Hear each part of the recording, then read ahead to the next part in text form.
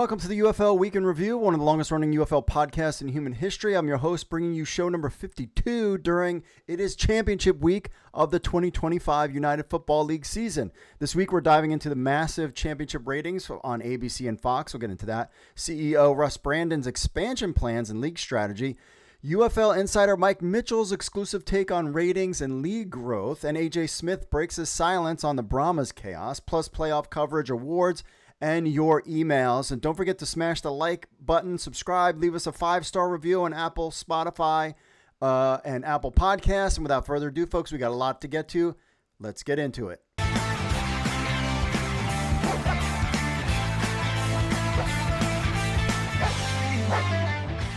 UFL 2025 Conference Championship ratings are in from ABC and Fox, and this is actually really good news. So after a 40-week regular season, the UFL's average TV rating for the season was 651,000 viewers per game, surpassing the USFL's and XFL averages individually in 2023. They didn't have great cable. They were on cable things, but still down 20% from the merged debut in 2025.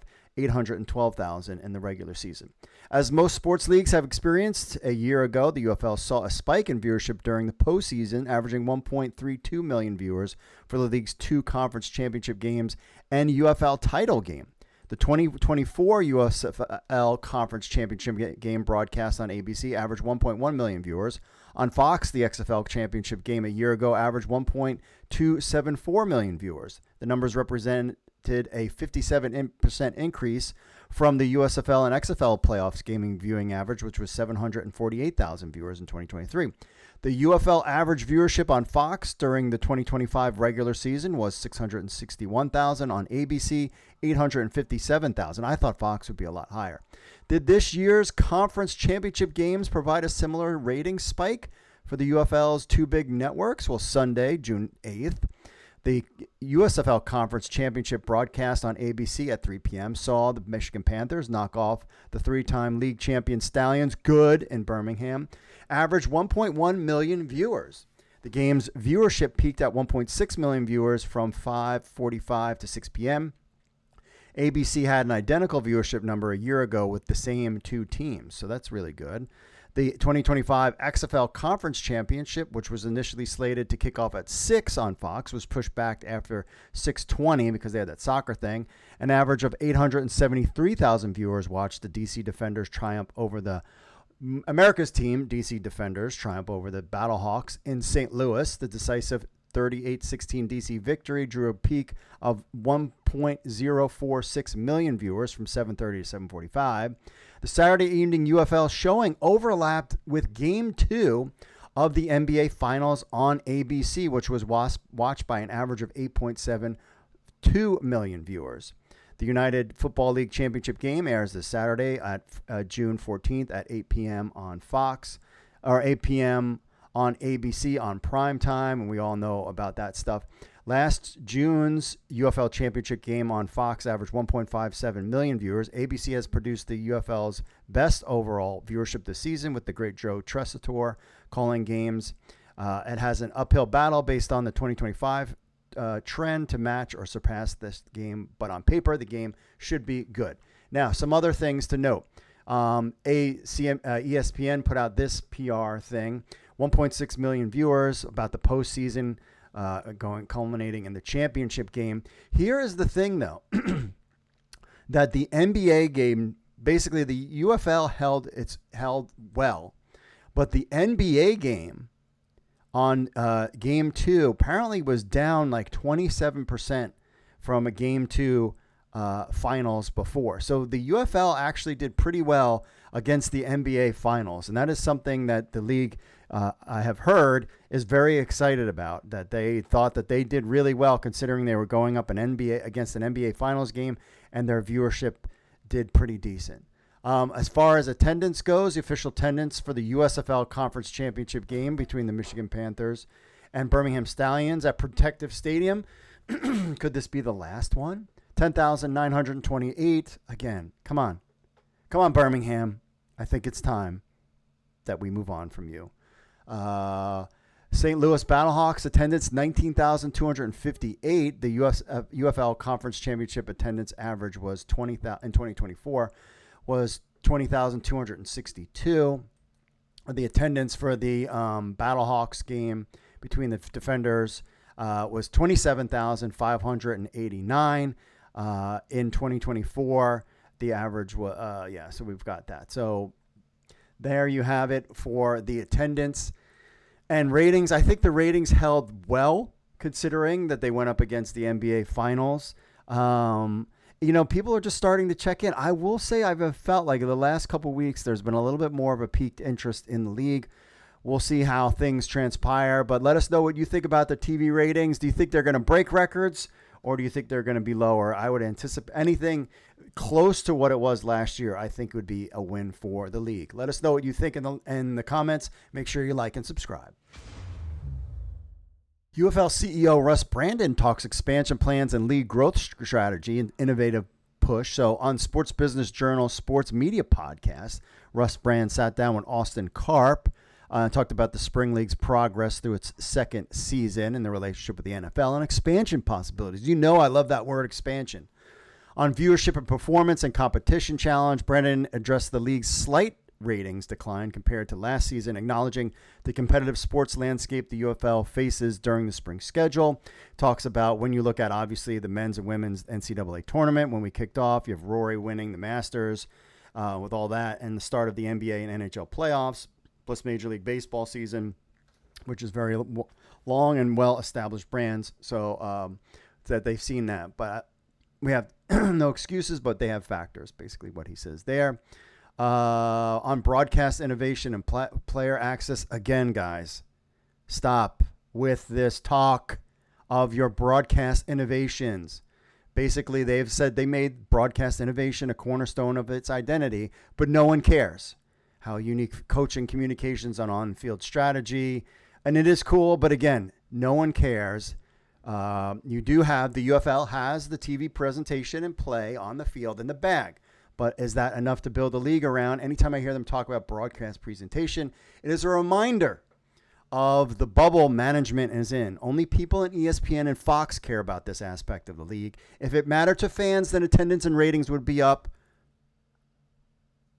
Period. On the rules and game enhancement, again, they talk about that stuff. That's great. But again, see above. On the relationship and player development with the NFL, outline the collaborative relationship.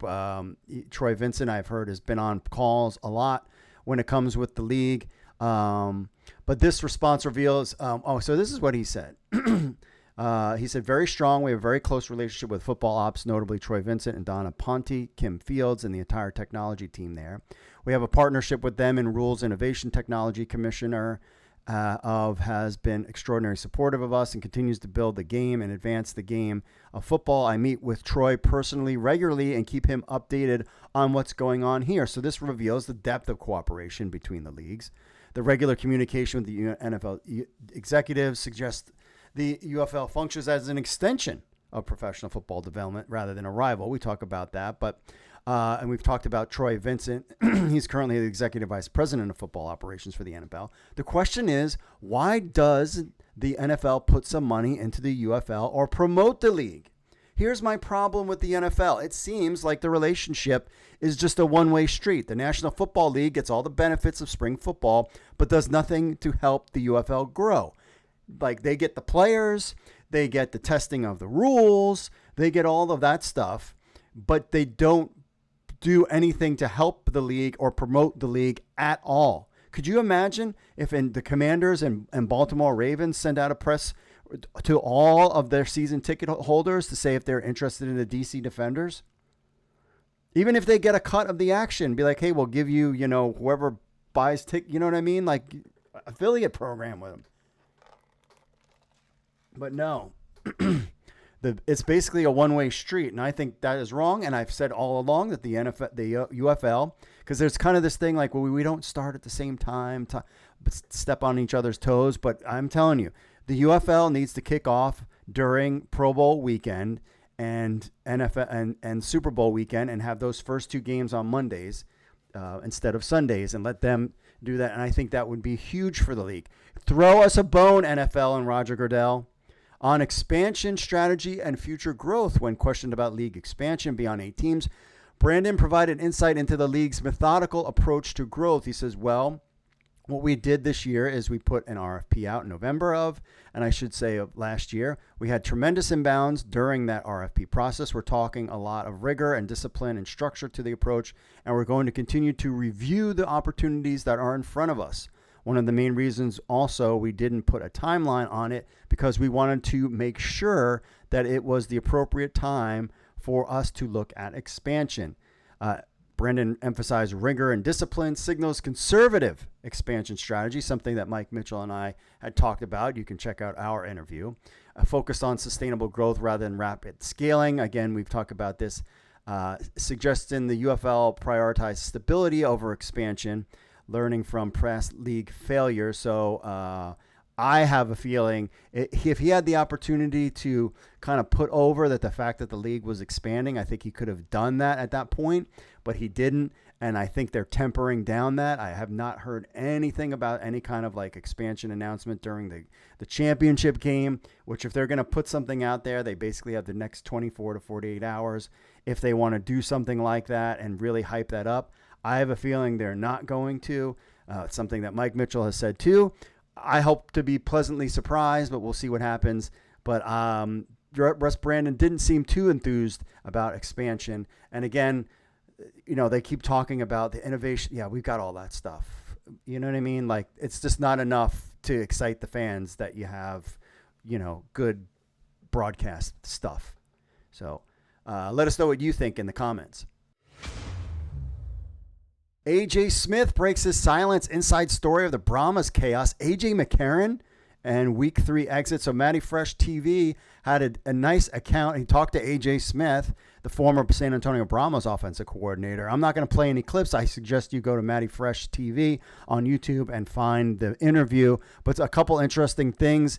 He said that basically Smith addressed the head with speculation surrounding his sudden exit. I'll confirm reports I've read said that I had no say in personnel, had no say in who was starting, and was told to change the offense in training camp. Was told not to motion anymore because I was motioning receivers into the ground. Was told to rotate the receivers more because John Trey Kirkland wasn't deserving, which he was a star. And he was even good last year. Was told we need to be run first and incorporate tight ends in the run game. All these things are true. So they basically changed the offense during, and that's not his style. He confirmed Wade Phillips' health problems and a power vacuum with the team. There was mention that he was sick and wasn't going to be able to finish the season. And then people started doing the whole scheming behind the scenes is kind of how he did that. Smith disclosed extensive planning that occurred with former NFL and St. Louis Battlehawks quarterback AJ McCarron, including detailed offensive installations that never materialized. He said, me and AJ were talking right after the championship game. Even one point, remember, they lost to San Antonio. So now he's talking with AJ about being part of the team. Even at one point in October, we got on the phone for an hour, and created a whole playbook that we're going to run this season. He's like, hey, in the protections, I want to be able to call this. I'm like, that's cool. We're going to 4th down to the wheel. Then I'm going to be able to switch. He said basically all this stuff. That basically AJ McCarron was the guy. But they decided against bringing in AJ McCarron and went with Kellen Mond, who was basically ineffective all season. I mean, San Antonio, and they were also the worst game. They won one game. They had the worst record in the league. So clearly, bringing in A.J. McCarron, keeping the offense the way it was, would have been exciting. I think A.J. Smith and his offense, air raid style offense, should be back in the league. He said that, they basically had no decision not to retain successful quarterback, and the rest is history. You want to go check it all out there. They could have, having A.J. McCarron in San Antonio would have been great. And apparently they reached out to him towards the end of the season and asked him if he would come back, which was a joke. So it seems like the Brahmas are kind of a joke franchise at this point and need, kind of a reboot and move in a different direction because they had an exciting team. They did well. They made it all the way to the championship game. Why would you change anything? It doesn't make any sense. But A.J. Smith broke the silence, and go to check out Mighty Fresh TV for more of the details. This was a shocker. DC Defenders cornerback Kelvin Joseph faced DWI charges in a fatal crash. We have all the details. So early morning before the game, Defenders cornerback Joseph was arrested Saturday following a fatal collision on northbound Highway 75 in Richardson, Texas, that killed a 27-year-old motorcyclist, Cody Morris of Plano. Richardson police responded to the crash scene at approximately 4:51 Saturday morning, where they found Morris deceased and no other vehicles present. The incident shut down the northbound lanes of the highway for more than 3 hours, reopening at 8:45. Joseph at 5:39, about 40 minutes after the initial crash response, he called the Plano Police Department from his Allen residence to report his involvement in the collision. Police determined Joseph had been driving a BMW sedan northbound when the collision with the motorcyclist occurred. Officers spoke with the 25-year-old corner. They observed signs of intoxication. Joseph was arrested before 8 a.m. and charged with driving while intoxicated and collision involving personal injury or death. He remains in Richardson jail. I don't know. I haven't heard anything what's going on here. His career journey, he was with the Cowboys, second-round draft pick, 44th overall in 2021 at the University of Kentucky. During his 2 seasons in Dallas, he had 47 tackles, 5 pass defense, 2 forced fumbles, a fumble return for 7 yards across 29 game appearances, including playoffs. He's traded to Miami, bounced between multiple teams, including Dolphins, Seahawks, Kansas City Chiefs, Colts, and Vikings, primarily spending time on practice squads during the 2024 season. Signed with the Defenders in February and appeared in 9 games. Of course, this did not help well, but he's also had some previous investigated as a person of interest in a March 2022 shooting outside OT Tavern Bar and Grill in Lower Greenville that killed 20-year-old Cameron Ray. Joseph was identified through surveillance videos showing a diamond-encrusted necklace bearing his rap name and claimed through his lawyer that he was a passenger in the car from which the shots were fired, but denied being the gunman. He was cleared of wrongdoing after more than 4 months. The 2 men from Louisiana arrested in connection to the shooting. Of course, then he didn't play. The investigation continues. So if you know anything, the league put out a statement. We are aware of the incident and gathering information. We have no further comment at this time. I will just say no matter what, drinking and out late at night never does well. Hold it down during the season. Be a professional athlete. Don't get involved with stuff. I mean, I don't drink. Hopefully maybe this is his come to Jesus moment. And lay low. Then you could do all the partying you want after the season is over. And, just always being out late and drinking is just never, a good idea ever, especially if you're anybody, including a professional athlete, which, a good season might have made him back into the NFL. And now no one's going to touch him with a 10-foot pole. So it's just an unfortunate. And of course, we pray for the family affected. Cody Morris is from Plano. We pray for that family. Just a tragic situation. Just everybody's life ruined across the board. Welcome to Pulse AI Solutions, where we empower small to medium-sized businesses with cutting-edge AI technology. At Pulse AI Solutions, we specialize in AI consulting, providing expert advice to help you integrate AI into your business operations effectively. Our custom AI solutions are tailored to meet your unique needs, ensuring you get the most out of AI technology.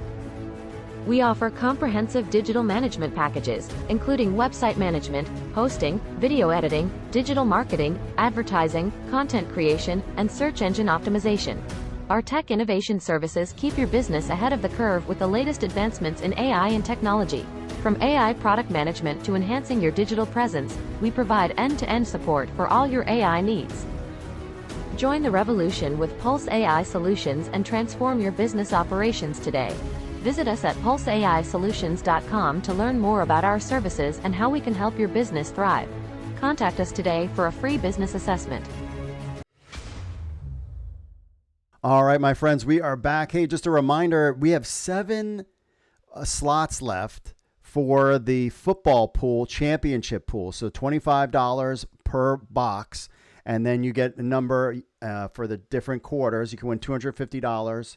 And proceeds go to ovarian cancer. So if you want, there's only 7 slots left. I can't guarantee you can get one, but just email me, podcast@uflnewshub.com. By the time you even message me, they might be gone, but we only have 7 slots left. So yay on us in the football community out there for making it happen. And so it'll make watching the UFL Championship a little bit fun to see if we can win some money. So it's $250 the first half, and then first quarter, second quarter, third quarter, and then the final. If you get the final score in the game, you get $750, which is really cool. So what we're going to do also, it's great JoJo's thing. We've got a Mike Mitchell interview coming up. So what we're going to do is go through these things, get to your phone call, see my pick, and then we're going to have Mike Mitchell's interview at the end, as well as my, the JoJo's thing as well at the end of that. And then we will see you. We're going to go live probably, most likely before the UFL Championship game, live from Florida. So we might have some fun with that. That's going to be on Saturday, so stay tuned for that. So anyway, UFL Championship Week presented by Underdog kicks off in St. Louis. We've got the 8 p.m. Eastern game time championship matchup. So the national anthem will be sung by Josh Kennedy of the Black Moods. He'll perform the national anthem. And then they'll be the halftime performers of the Black Moods, renowned for their raw, electrifying take on classic rock and roll. The band delivers a fresh, high-energy sound led by vocalist and guitarist Josh Kennedy, bassist Brendan McBride, and drummer Chico Diaz. There's a fan fest before kickoffs. Fans are invited to join the excitement at a fan fest taking place at Bear Plaza, right across the street from the Dome. The event will feature a photo opportunity with the UFL Championship Trophy, which they did that when we were at the XFL thing. Fans can visit the Sportable booth to test their throwing skills and see how their spiral stacks up against the UFL's best quarterbacks. Underdog, the official game presenting partner for the 2025 UFL Championship game, will be on site, hosting a tailgate-style lounge space that invites Underdog users to come in and cool off pregame while enjoying some giveaway items. A chance to hang out with the UD team, featuring a hydration station with complimentary water, soft drinks, snacks, free popcorn, hot dogs, portable Meisters, games, and blow-up furniture, featured in a street team showcasing the latest Underdog fantasy sports. In addition, St. Louis Battlehawk players Travis Feeney and Pita Taumoepenu will be signing autographs. This community event will participate on Thursday, June 12th. The Southside Early Childhood Center. Select players from UFL Conference will visit the Early Childhood Center by leading activities. Salvation Army select DC Defenders players will be distributing snacks, toiletry bags, and other materials at the Shefferseed Arena for those affected by the storms a couple weeks ago. So the UFL doing some fun stuff there for the championship game if you're in town. We know that the faithful DC Defenders fans will be at Audi West for this game, so they will be stopping by there. I'm sure you'll see them. Battlehawks Brandon Silvers provides an updated injury. Fractured right scapula, 6 to 8 weeks recovery, happened on an extra point when I got dug into the ground on a pass. It wasn't the helmet-to-helmet hit on the TD pass. So it wasn't, he says, no summer golf for your boy, but headed back to the beach. So there you go. So Brandon Silvers is out. We have some awards. Fred Cass was named the 2025 UFL Assistant Coach of the Year. Congratulations to him. America's Team, DC Defenders, St. Louis Battlehawks, Pita Taumoepenu named the UFL Defensive Player of the Year. And then Michigan Panthers, Bryce Perkins named UFL Offensive Player of the Year as well.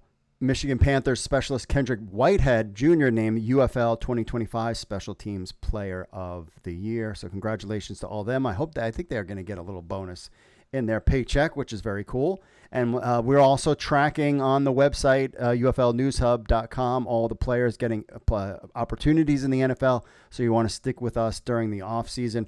So we have it there. So all right, let's take a phone call, and then we'll get to our bets. I wish I had time to write more, but I'm so pleased with the result of the divisional playoffs. Whether my Panthers or your Defenders win this weekend, I'll be fine, because it's good for the league not to be dominated by the Stallions every year. Nothing against the Stallions, but we need a competitive and fun championship game after the disaster last year. I tell my friends that I find myself cheering VP of Officiating Mike Pereira just as much as I cheer the Panthers. This league may be poorly marketed, but at least the officiating is accurate, efficient, and clean. Take that, NFL. Thanks for the phone call, the AI phone call. Tim, that was Tim checking in.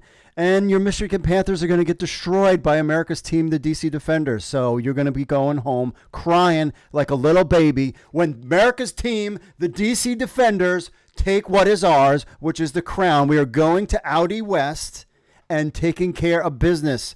The boys are coming back with the championship, and Michigan Panthers and UVA, Bryce Perkins couldn't be good enough to go to Virginia Tech. They are going to lose. No, actually, I think it's going to be a great game, and I'm excited that people are involved. I think these are the two best teams in the league. This is who should be playing. It's going to be a lot of fun. I'm super looking forward to it, and we will destroy you, Michigan. We will take the Panthers and make you into a little kitty cat. How do you think of that? The Michigan Panthers will be a little kitten. We will turn you into a kitten. America's team on top. All right, let's go to the picks. I'm going to go Bryce. So who's the quarterback? You going to take your guy or Bryce Perkins? I'm taking Bryce Perkins because he can run. He'll be all over the field. Let's see. This is the flex. This is the showdown. It's a $5 double up. Going with Tua. Going with Chris Rowland. I'm going with my guys. Who else is on there? Let's see.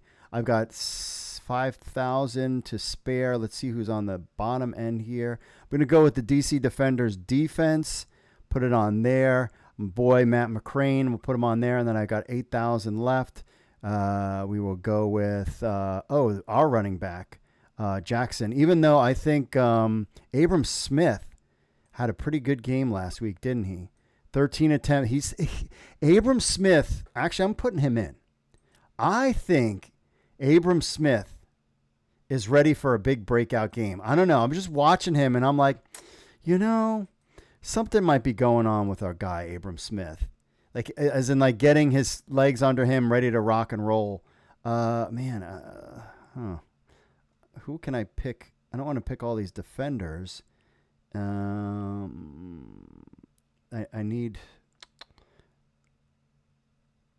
like my guys. Let's see. Who should I pick last? We'll go. How did Sanders do last week? He did nothing, so we don't want him. The other Sanders, 3 targets. Meh.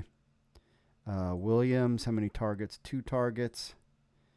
Panthers defense. All right, we'll go with McCrane with some field goals, I guess. So I got Bryce Perkins, Tua Toa, Chris Rowland, the Defenders defense, Matt McCrane, our kicker, and Abram Smith. That's put your $5 in there. And probably will lose it. On the game, let's go with we got the picks. I think DC Defenders, I'll take the DC Defenders money line.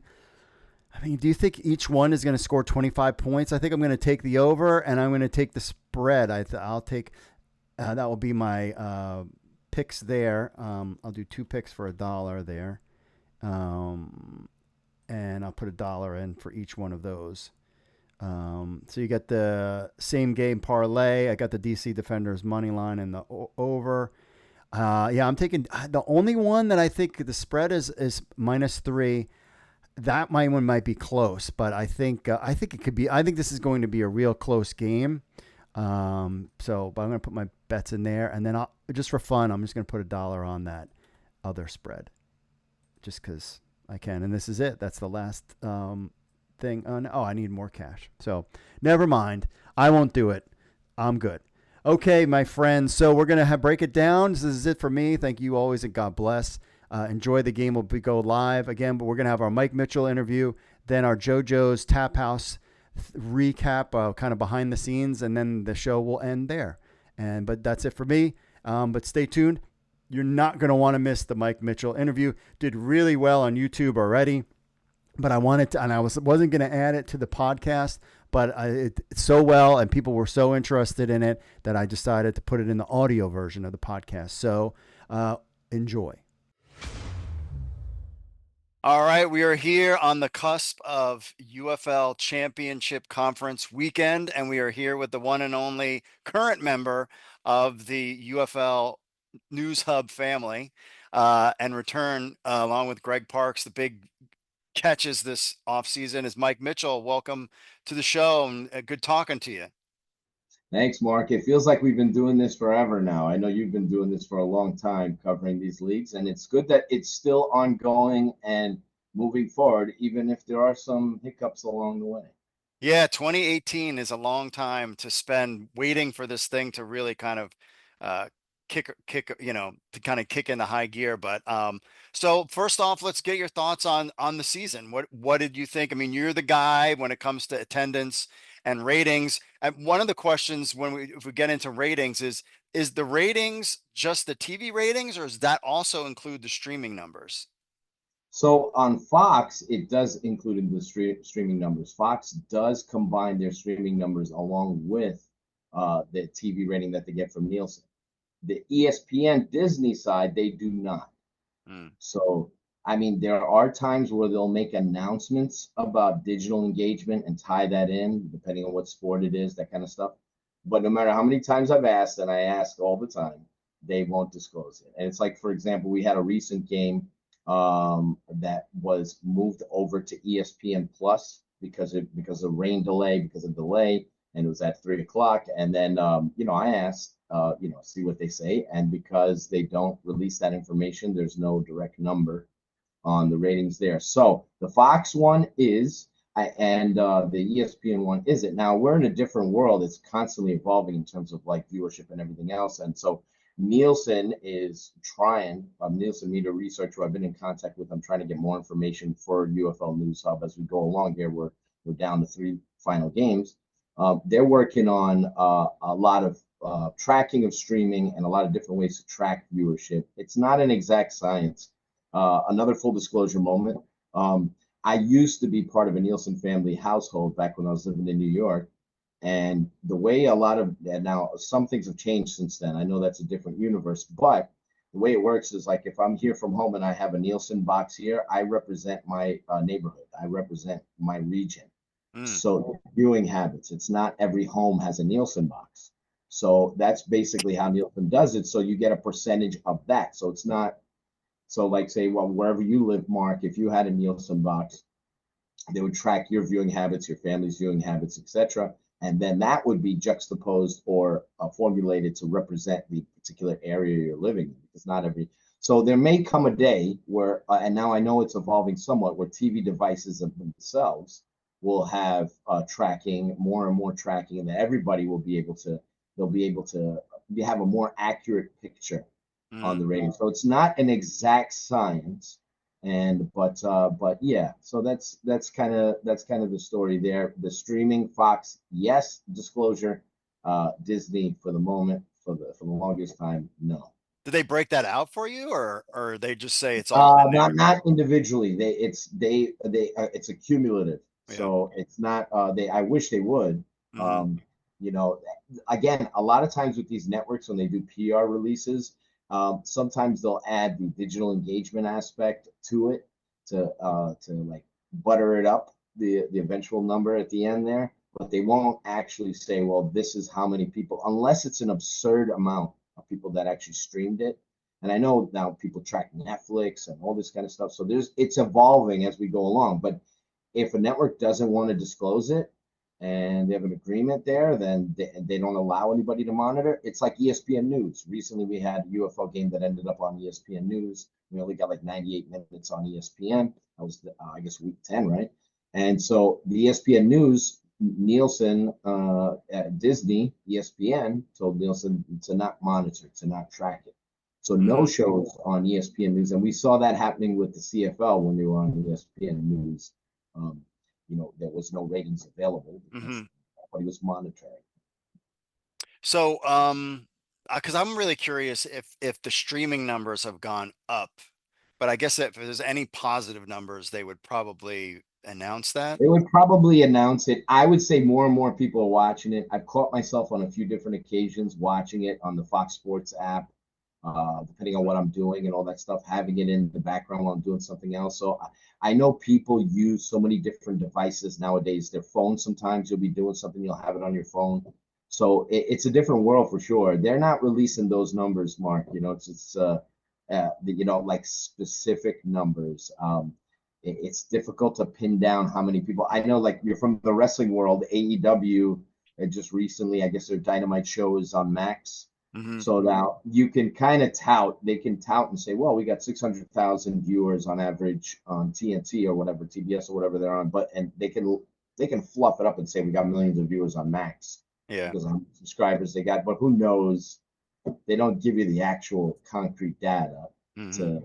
to you can fluff it up all you want, So it's kind of it's a unique world we're living in with the way things have evolved with how people consume content, and so and how upfront and transparent networks are in relaying that info. Yeah, because I was really surprised at how just the fall of cable is just accelerating. I mean, you have ESPN doing their own thing. Fox is like bundling all of their stuff. I mean, this wasn't the case 5 years ago when the XFL first came out. But really, at the end of the day, when it comes to whether or not the UFL is going to survive, is what are the people behind the scenes, Fox, and particularly Jerry Cardinal at Redbird Capital. And you have some info on the story that we did or that interview that he did where he mentioned venues. Do you want to kind of let us in on that? Sure, and I know some people read his comment, Jerry Cardinal, that is in Redbird. And I have been in touch with people at Redbird and at Fox Sports, and just asking them things about things we're all wondering, just as supporters of the league: relocation, the venues, the issues they had with Audi Field and Ford Field. And Jerry Cardinal made a comment recently that they have to do a better job of picking the right venues, and I think, understandably so, some people thought maybe he was saying that there were attendance issues because the venues maybe weren't nice enough or didn't have the cachet. But that's not what he meant at all, because I wanted clarification on that. So I spoke to a couple of people inside Redbird, close to Jerry Cardinal, and I was told that the comment was not so much about the venues itself, because no one could argue Ford Field is beautiful. It's gorgeous. Audi Field's nice. Yeah, and so Field's nice, and where the Defenders play is nice. So the issue with the venues is how cooperative they are as partners, and meaning, like, the UFL is tenants at these specific venues, and they're treated like they're not top priority. And how are you going to be top priority over other established leagues? Mm-hmm. But they're like fourth or fifth in the pecking order. And so when I broke the story over at UFLnewshub.com that if the case was that DC and Michigan had won their respective conference crowns during the regular season, that they wouldn't have home games. Everybody kind of knew about the Audi Field situation. Mm-hmm. But Ford Field was kind of funny. They needed stadium upkeep and maintenance because of the Kendrick Lamar concert, Mm-hmm. which is why, and I know it's very elaborate that they're having here in a couple of days, I guess, right? Yeah. So the 12th, something like that. So anyhow, but the issue that Jerry Cardinal's bringing up is how the venues treat them, how the venues do not work with them to sell more tickets. Sometimes, like I just saw recently, I want to say a day or so ago, on social media, where someone was showing the Dome at America Center not having the Battlehawks listed, like on their billboards, awnings, promotional material at the venue itself. Like when you go to a lot of venues on the outside, you'll see an advertisement for tickets being sold. You would figure at the actual venue that would be flashing left and right. And St. Louis does well, obviously. I mean, they're down a little bit this year in attendance, but I mean, it's hard to knock the Battlehawks attendance when they're dwarfing everybody else in the league. So that's the point of contention and the issue. A year in advance, the UFL was telling Audi Field about the accommodations in case they had a playoff game. Ford Field, same thing. And the venues will not, there's an old saying, and I think I wrote it in my article when I talked about home field advantage and what would happen with the venues and all that. Beggars can't be choosers. Well, that's kind of the situation the UFL's in the sports landscape. I hate to put it this way, but they're in the beggar mode. Like if you have a venue that has high profile concerts and big time sports leagues, NHL or whatever it is, NBA, etc., NFL, and and then you have all this other stuff, these ancillary stuff that people are into, whether it be racing or this, that, or the other, motor truck stuff. And we saw it last year too. Michigan would not have had a home playoff game had they overtaken Birmingham a year ago, because of a graduation ceremony. Mm. So when a graduation ceremony is higher pecking order or equal pecking order with the UFL, that tells you what the priority is with the league. So I think, and I know, it's not even I think, I know that Jerry Cardinal's comments about picking the right venues is about picking the right venue partners, people who will actually be proud to have the league, promote the league.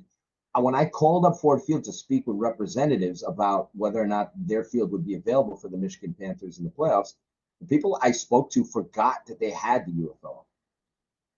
So, I mean, that's going to 3 years. So, Yeah. and they were surprised that people even care. Like, there are people who care. And I said, yeah, and so I was telling them there are a lot of fans that, they're building momentum. They're doing well. They For are. them, it's not impressive. It's not that impressive to be, to have 11,000 crowd or 12,000 crowd or 13 or 16,000 like the last game, the Jake Bates bobblehead game. Yeah, that was great.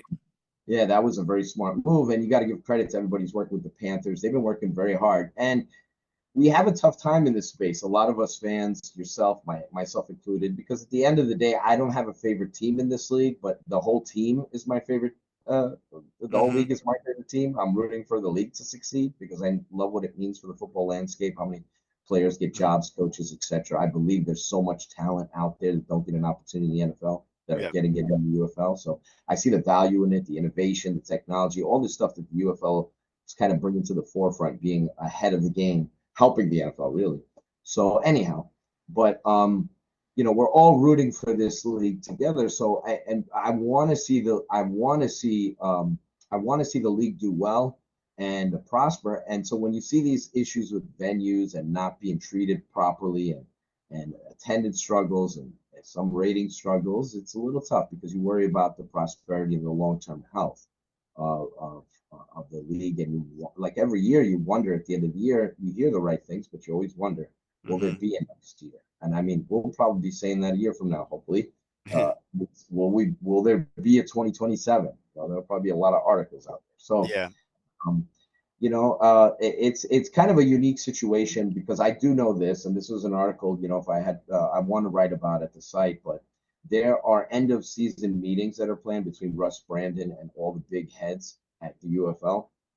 And those end of season meetings are to discuss all the things everybody's speculating about. The relocation possibilities, expansion possibilities. Do you think they'll bring up our names? Well, it's very possible. They're fully aware, they're fully aware of all the work and what is done and what is said. And I know that a lot of stories I've broken that people were very upset that I released information that were just directly from meetings and that they were told to keep quiet and to loose lips, sink ships kind of deal. So, and then even recently, I wrote an article, not over at UFLnewshub.com, but at All Football Digest, where I got a little bit of trouble. I can't get into it too much, but I decided to delve into some stuff that maybe I shouldn't have. So I had to apologize to certain people. A lot of the information I get is off the record, and I may have shared something that I thought was on the record. Gotcha. So yeah, so it happens. You make mistakes in life. So I made a mistake there. But they definitely, to get back to the beginning of what you said, they definitely listen and they know about your story. They know about you. Now, full disclosure, we're in an interesting space here because a lot of our content creators, for whatever crazy reason, go to war with one another or a little snooty and angry with each other. So instead of lifting each other up, we're kind of critical. So I know some people out there, some other content creators were criticizing you for publishing the story about the trademarks silliness. You, in your article, you said this could mean nothing. Yep. Which at the very end of the day, there may not be an Oakland Invaders. There may not be a Philadelphia Stars again. There may not be, even though it hurt me personally because of my upbringing, it may not be a New Jersey Generals. But it could very well just be IP upkeep, right? But you came out, it could very well be. But it's noteworthy. It's something to mention and talk about. It's noteworthy that these things are updated. And it seems like maybe some other teams have been updated too. I'm not even sure. It's confusing once you get into these trademark websites, right? What's abandoned, what's dead, what's back to life, what's still in suspension, what isn't. But it was a noteworthy thing, and that it was an interesting story, and it got a lot of people talking because all the content creators out there were talking about your article and which many of us have done. A lot of the hardcore spring league fans have spent time trying to find clues, trying to find information, trying to see what's coming, Mhm. you know. And I know for a fact, I can tell people out there who are listening to this, watching this, that Mark does in fact talk to people within the league, and a lot of the stuff that he's written about and said is stuff that's relayed to him. So it's not out of thin air baloney stuff. Right. I'm not just saying that because I've worked with Mark from the get-go, Mhm. and that we've known each other for a while, but it's so there's validity to the stuff. We've seen recent stories. The Memphis Showboats looks like they'll stay. You wrote in Yep. your article how that FedEx connection and is still something they're hanging on to. Yeah. And so something you wrote, a lot of people expect Memphis to be or Houston to be out. They may very well not be. So end of season meetings, Russ Brandon, all those guys are going to be talking about all these things. The initial plan, as I reported, as people know, and as you wrote about at UFLnewshub.com, David Dykman came out, let the cat out of the bag. One of the Mhm. top guys in the football personnel department said, we're going to introduce 2 new teams. That might be press. They might press pause on that. I Mhm. heard Russ Brandon recently in an interview talk about how they specifically did not give a timeline on expansion because it's a fluid situation and they don't want to rush into it. They don't want to make any promises. So when I heard him say that, I mean, you don't want to read too much into things, but you get the sense that maybe they could be pressing pause on adding 2 new teams. Yeah, that's going to be because it's funny because that article, and I just want to point out James Larson also confirmed the stuff about Tom Brady, which was funny because I didn't believe it was true, and I said that in the video too. And I actually was at a DC Defenders game, and someone, we were kind of talking, and they were like, "Oh, did you hear that fake news about Tom Brady buying the Tampa Bay Bandits?" And I was like, "Yeah, I know about that. I was the one that wrote it." So it was kind of funny. And that was to me, that wasn't even the biggest story. That was a big story that people, I mean, pro football talk picked up on that and stuff. I was more interested about the Oakland Invaders. I thought that was kind of out of left field. But the one thing with this league is that they Yeah, don't. and I got in touch, and this is an evolving situation. They might be because Danny Garcia was on. A lot of people when I wrote an article didn't even know this podcast existed, so maybe they Mhm, could thank me for the increase in listeners. mhm, But the Fourth and 12 podcast for the UFL, which is their official podcast, I wrote an article talking mhm. about comments Danny Garcia made there, where she was talking about how proud she was about all the IP that the league owns. They have so many options and all that trademarks, and so I just think I just find it, man, I don't want to go on a rant and go, I'll be combative here because I have a tendency to do that sometimes. But I just find it funny that, we're like all in the same space. We're all rooting for the same things. And then there are just certain people in the space that can't help themselves but to get all upset and angry. I got in touch with Mike Florio when your story came out just to double check with him. He went and verified it. He even wrote in his article that he went and verified it. Mhm. So I don't know how many people in this space actually reach out and talk to Mike Florio or talk to the Ben Fishers and all these people that Mhm. follow these things, the Josh Gervins, the trademark lawyers, and to try to find out. You said it openly. It was a speculative, fun piece. Yeah. The Brady thing is funny because I've heard it's okay to sometimes speculate and talk about what it could mean rather than what it is. So it's like, I understand people want to have like high integrity or virtue signal that This they're is spring journalists. football. It's not that serious. Yeah, and it's okay if you see trademarks updated to say, hey, could there be an Oakland team? Isn't Here's the that it? thing that was interesting about that, was that um, this league compared with the XFL when it was under Vince McMahon, they were very hush hush about, and they would like, there was a very like deep way that they would hide this stuff because Vince knew how to hide stuff from the dirt sheets when it comes to trademarks. So he knew how to bury, and that stuff was buried. The UFL was not buried. I mean, I knew about the name way in advance. I bought the domain. Like everything was set up on the day that they announced the name because it was in the trademark. So I'm just following that same pattern. They're not very hidden when it comes to the trademark stuff. And, And so they that, have so many trademarks. We know, Mark, you and yeah. I know that if they update the IP for 20 names, they're not going to have 20 new teams, But right? here's the thing. This is a new, here's the scoop. These are new serial numbers, not old ones. So yeah, Yeah. things can be updated or whatever, but these are brand new serial numbers. And that's why it flagged it as like, yeah, you already had a serial number for that same IP. Now you're adding another one. You're giving it this kind of like blah, description, but that's to lock it in, basically. Right. So, anyways, Yeah. But so anyway, what do you think? So, do you so I'm think sorry. anything is? Let's get into that real quick, and that's the fun thing. I think the league would get a lot more buzz if they added new teams. If they go status quo for another year, guaranteed attendance and ratings will go down. You have Yeah, to add two new I teams, think so and too. they need to be in big markets. I think part of the reason that attendance and more specifically the ratings went down this year, I understand people mentioning all the competition, when they start, etc. Mm-hmm. But a part of the big reason was the novelty of the merger. The first year of the merger, it wore off. Yeah. They didn't have an additional hook. Now, I know the big issue that this league has is it's a small league, it's a young league. They only have 8 markets, so that limits your overall ratings. They're not some of their markets are pretty strong TV markets, but they don't have the New Yorks, the LAs, the Chicagos, Philly, even that a Bay Area team.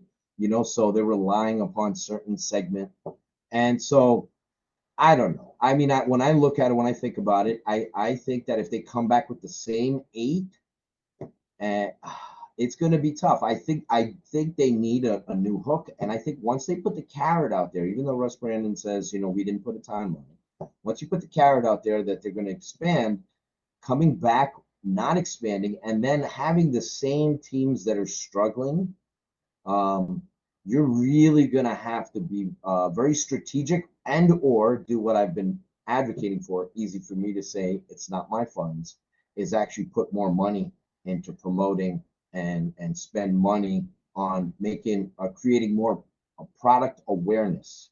We see it all the time on social media, all these places. There's still people that go, that's still around, or there's still people that think it's the XFL. Yes. Or and that kind of stuff. So I mean, the UFL has an issue with the product awareness, and it's tough. It's so easy to get lost in the mix in the sporting landscape when you're And looking. things have changed, and compared to 2020 and 2023.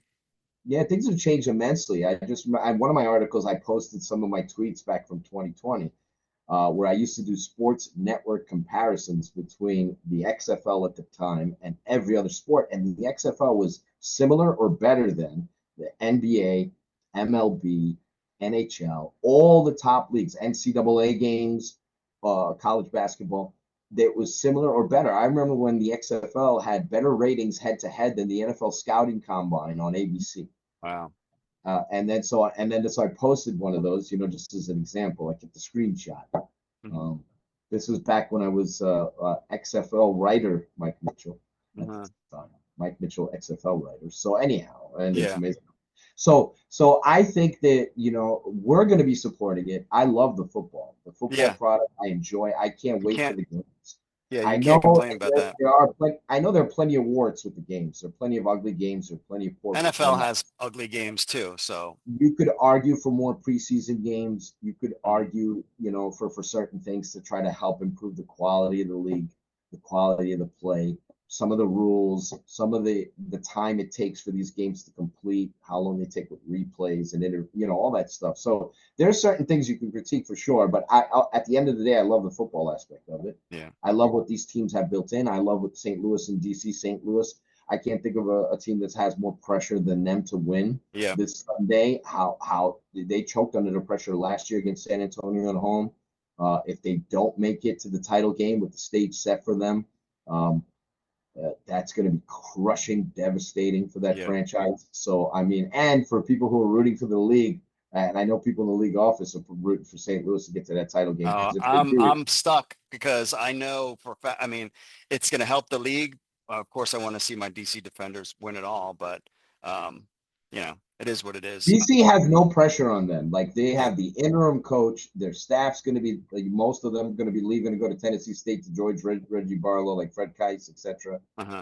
And so all the pressure is on St. Louis this Sunday as they play DC. If it's a DC Birmingham championship game, we'll be fortunate to get 20,000 fans for that. Yeah. All right. So to wrap this up, what is your predictions? We'll give you the 2 games, the championship game, and then what happens on the off season, which is the main thing I think people are more interested in. I think Birmingham's going to beat Michigan. I think Bryce Perkins is playing, but I think he's been off for too long. He's coming off an ankle injury. Stallions have a very fast defense. Perkins did not play that well. I know it was in that weird part-time share thing early in the season. He did not play that well against Birmingham early in the year. Stallions are at their best now. It's hard to bet against Skip Holtz. It's not a big deal, the quarterback situation. Every championship he's ever won, he's using 2 quarterbacks to begin with. So if he doesn't rely on Jamar completely, don't be surprised if he goes to the bullpen for the relief pitcher. So I like Birmingham to win. I know a lot of people are rooting for Michigan just to change things up. They're going for a 4th straight championship. The Stallions are. And on the XFL side of things, I think the DC Defenders win. I think the weakness for the Battlehawks, beyond the pressurized situation they're in, the weakness for them is their pass defense down the field. And that happens to be DC's strength this year. Jordan Teamo at full strength. He's had one of his better years. And it's not because of a high completion percentage. I think it's in that 54, 55 range. It's because he's made big plays down the field. And we saw the Battlehawks pass defense struggle against Deion Kane and the Stallions with big plays down the field. We saw Bryce Perkins almost lead Michigan to victory in that exciting shootout there on ABC with Joe Tessitore. So anyhow, so I like the Defenders and the Stallions in the championship game, and then I think the Stallions win it all in front of 21,000 fans. Okay.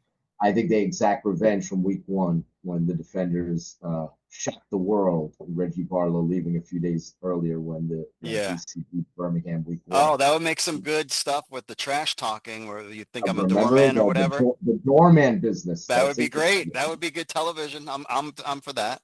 And then, so what do you I'm think? down for any matchup, but I know from a league perspective, if I'm rooting for attendance and ratings and for the mainstream media to pay more attention, I know if it was St. Louis winning a championship, or at least being in the title game, you could push for 50,000 fans, and that kind of championship game scenario would be electric. And I think Michigan. I think the best thing for the league is Michigan, St. Louis. I thought it was the best game of the season. I'm usually not that active on social media, but when that game happened, I was all over the place talking about how I felt that was the best game of the season, how great it was, the Joe Tessitore thing. That was a back and forth game. It was exciting as hell. Yeah. So I think it felt like a championship preview. So it could very well be, but it's hard for me to bet against Birmingham.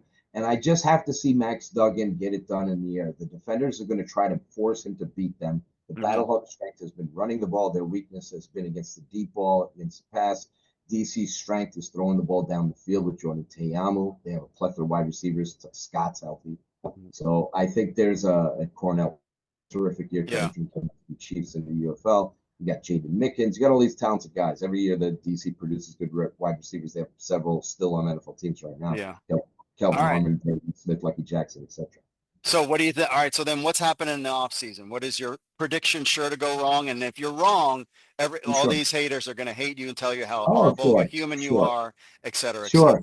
I think the initial plan was for the UFL to add 2 new teams. I don't think they're going to. And I also think they're going to stay right where they are. I had one person, it's boring as hell. I had one person has close ties to the DC team that told me several weeks ago that he felt that for sure they were relocating 2 of the teams and that they wouldn't expand in 2026. When you start talking to several different people within the league, and people who are close to the situation, there's so many different houses, from the Fox side, the ESPN side, the UFL side, the Redbird side. So they all have different ideas and what they think is going to happen. And then, so it's hard to report something as fact. I've heard the Brady stuff for forever and a day, but I also heard Michael Strahan as well. But I can't, without confirming that, they have had talks with people about, hey, if we do sell up franchises, would you be interested? And they've talked to people in the sports world and people like Brady and all that stuff. So we'll see what happens with that. But it's boring as hell, Mark. But I don't think everything, even no relocated teams. I think they're gonna press pause on it. My feeling, my sense of it, and I hope I'm wrong. I want to be wrong. Trust me on this, because I think nothing would show better growth for the United Football League is if they were to add 2 new teams. And maybe relocate 2 of them, but at least add 2 new teams. I think that would show growth. to the outsiders too. It's like the UFL has a problem. They're trying to. They got a core audience and a kind of an audience by default. They're still trying, in how many years now spring football has been around, to attract the mainstream and casual football fan. You're not going to get all of them, but some of them or a few of them. And that's how you grow your audience. Because if you just stay with the core, they're always going to have these similar numbers that we see now, which are okay, which are fine. Yeah. But I think the idea here is to try to grow it and try to become more popular. And so I hope they have. Right now, I reported it initially that once they announced that their intent to expand and and all that, they made that public. I was told that they're going to add 2 teams by 2026, with the idea of adding another 2 in 2027, right? Which would Yeah. get them to 12. But the way you read the tea leaves on this one, Mm-hmm. it doesn't feel like they're ready to do that. Yeah. And I think a big part of that is whatever, and it's been prioritized now from what was told to me. Whatever they do, relocate, expansion, the biggest key for them is having a partner in the venues that are actually promoting the league with them, that care about them being there, that prioritize UFL games, and don't treat it like it's just some guy who's coming in to pay 2 days your Airbnb Right. or whatever and give you rent that way, because that's how the UFL feels in these situations that have arisen. They haven't been happy with the Birmingham situation for a while. But you're going to get the same deal next year if you don't expand. Yeah, That's the problem. It's so not going I to get mean, better if you don't expand, period. I mean, so it's problematic, Mark. I know if they just repeat a lot of the stuff they've been doing without any like real strong actions, right? Yeah. That maybe shift the tide in Memphis or shift the tide in Houston. Or maybe they're going to add another camera to their coverage because they love to talk about how inventive they are. And I'm like, dudes, no one cares about that stuff. Stop. And it's Stop talking. awesome. I mean, It's I had a cool, but couple, it's like, it's not going to draw yeah, fans. it's not enough. It's not enough. It's a shame because I had a couple of NFL people who are writers who actually like caught the UFL. Like they've ignored it. They put it on ignore mode. And they've caught the UFL and they've caught some of they can't believe it. They're like, if only I would see, like, say, for example, Kyle Shanahan talking to Brock Purdy like that on Sundays. I think an NFL fan's head would explode. Yeah. If you have the kind of access you get in UFL that you don't get during game day live in the NFL. It's just a lot of people don't know these players, so they're not, the casual fan they don't have an attachment to these players. But like, I think social media would explode if you had a whole game where Josh Allen's on the sidelines talking to Sean McDermott and all the players there, and Patrick Mahomes and Travis Kelce and all that stuff that we hear, the play calls, everything else. So anyhow, but yeah, it's not enough, Mark. I think that's my prediction right now. Even though I reported, it's not so much it's a feeling I'm getting, because I reported and David Dykman went out publicly and said that we already have 2 new teams we're going to add for 2026. But plans change, and I think they're pressing pause on a lot of stuff because we already lived Cashman Field. We're living what we're living with these venues and cities that they chose. And it's, all of us have argued for non-NFL cities over NFL cities, but I just find it funny that, like, DC has done okay. Michigan is doing well. They got the Detroit Lions. So I think it goes beyond it's not black and white. There's a lot of areas of gray. It goes beyond. And Memphis is a non-NFL city. How's that worked out? Right. Birmingham's a non-NFL city. They do well in the ratings, but attendance has been, for how great that franchise has been with Skip Holtz. Yeah. It's an embarrassment that they have to beg and plead to try to get to 12K or 13K or 14K. Okay. So, I mean, well, but we'll that's see. where we stand. I don't think we're going to get expansion, and I don't think, and this will maybe even frustrate people even more, I don't think we're going to get relocation. All I right. want to be wrong. Trust me, I want to be wrong on these things. I have a feeling you're right, but we'll see what happens. All right. We'll The great see. Mike I'll Mitchell. be pleasantly, in a perfect world, and I think I've written this, said this other places, Mark, just real quickly here. We get to the UFL championship game, and they're at halftime, they announce the 2 new UFL teams that are coming. That would be huge. Place. That game on ABC, in theory, should be their highest viewed game of the year. It's on ABC and on primetime, the 2 best teams. You get some more. Last year was 1.5 million, whatever it was. You get more casual fans. The league does very well on ABC to begin with. So, they've had several games over 900,000. So I think that championship game is going to be their most viewed game. And in an ideal scenario, at halftime, while you've got mainstream fans watching, or some people, casual fans watching, and for the loyal fan base that's watching, you announce that 2 new teams are coming. The day after they announce 2 new teams are arriving, the expansion, it's really going to rejuvenate kind of the faith and energy amongst its own fan base, and introduce 2 new markets to the league, to Springfield football. So Need to whether do that it. be Oakland or anywhere, I hope they do it. Unless I hear something differently in the next week or so, I'm getting the sense that they're not going. We'll see. Gotcha. All right. Well, there we have it. Mike Mitchell, I appreciate you being on the program, and Thanks we will for keep in having me. touch in the off season. Hopefully we have fun things to talk about. Absolutely, Mark. Thanks again for having me. What is up, my friends? It is 6 o'clock in the morning. We're getting ready, packing up.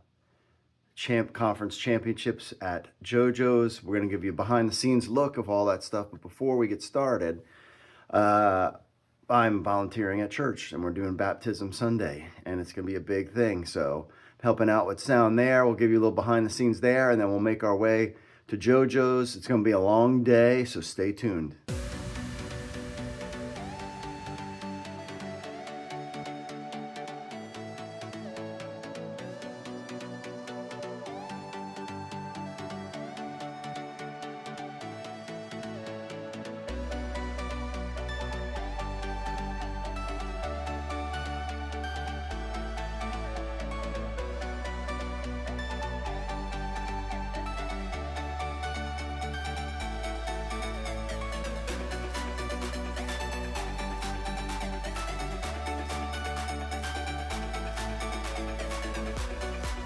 All right, we made it.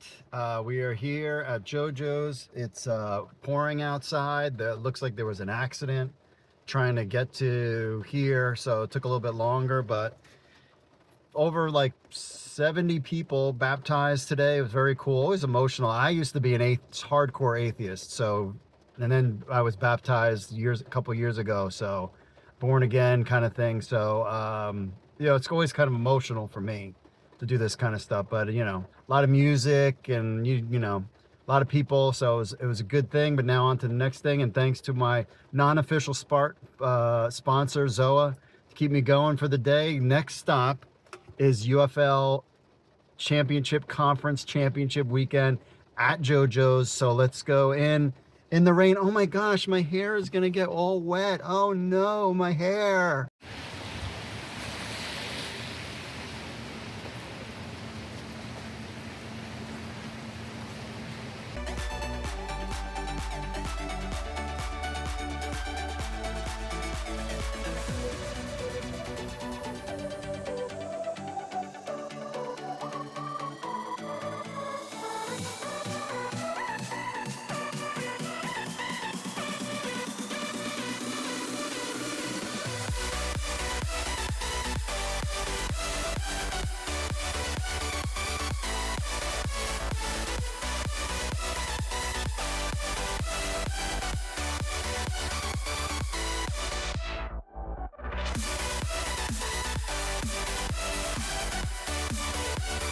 That's a wrap from JoJo's and Frederick. We're making it back to the car.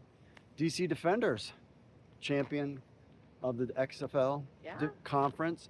Sorry, not sorry, St. Louis. I'm really not. By the second half, I was like, I don't care about you guys anymore. I don't care what the league wants. If they're not going to make it, they're not going to make it. You know what I mean? Like, just because I feel bad and you can make revenue and do pretty good. I thought there'd be more St. Louis fans there, but we had fans come from all over, and even made new DC Defenders fans, and people that came up to us and didn't even go to had been to games before for the first time. And the big consensus, and remember, these are non-UFL fans, is they're still confused about the XFL. I heard there was a table of girls sitting behind me, and they're like, oh, this is the UFL. And they're like, well, what happened to the XFL? And one person knew, and she's like, oh, they merged together. And like, well, why did they do that? And it's like this whole confusion. And I think probably the worst part about this reboot is they should have just stuck with the XFL. They probably would have been way better off. Maybe they'll go back to it. That could be the big change. But we got the win. Congratulations to all the DC Defenders players and fans out there. We're not gonna be at the championship game because we'll be in Florida, but we'll do something from Florida for fun. We plan to get the family together, do a little cookout at the beach house, so it'll be all cool. But it is now 9:30, and I got up at 6. You got up early. It's been a long day. She sold all the tickets. We gave away our prizes on the live show, and we only have at this juncture only 7 slots left for the UFL. Yeah, football we did pool. good. Did good. She did good, not me. So. Peace.